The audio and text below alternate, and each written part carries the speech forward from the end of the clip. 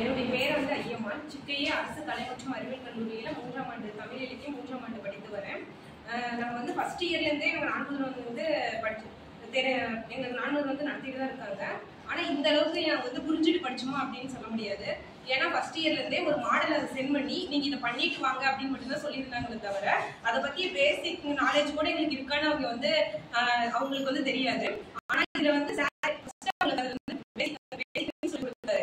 இதை வந்து இப்படி பண்ணணும், இதுனா இதுதான், இதை வந்து பண்றது இப்படிதான் பண்ணணும் அப்படிங்கிறது சொல்லி கொடுத்தாரு. அதனால எங்களுக்கு ரொம்ப எளிமையா இருந்துச்சு. இதை வந்து நாங்க பண்றதுக்காக சரி, உங்களோட செல்ஃப் இன்ட்ரடக்ஷன் எப்படி பண்ணணும், நீங்க ஒரு கம்பெனி போறீங்கன்னா உங்களோட இது எப்படி இருக்கும் அப்படிங்கிறது முதல்ல சொல்லி கொடுத்தாரு. அப்புறம் நீங்க வந்து இங்கிலீஷ்ல தான் இதை பண்ணணும் அப்படின்னு கிடையாது.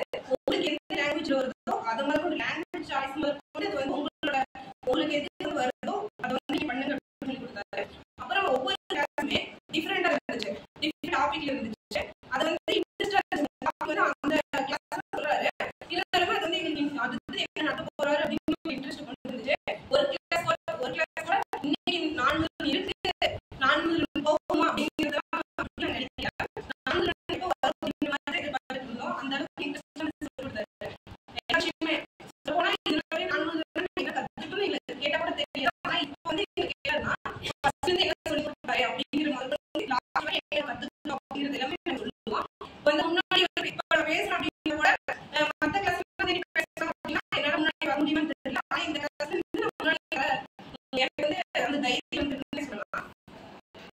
எப்படி பேசணும் நீங்க வந்து அதை பயந்து கொஞ்சம் ஃபர்ஸ்ட் நீங்க எப்படி ஆரம்பிக்கணும் அப்படிங்கிறது சொல்லி கொடுத்தாரு.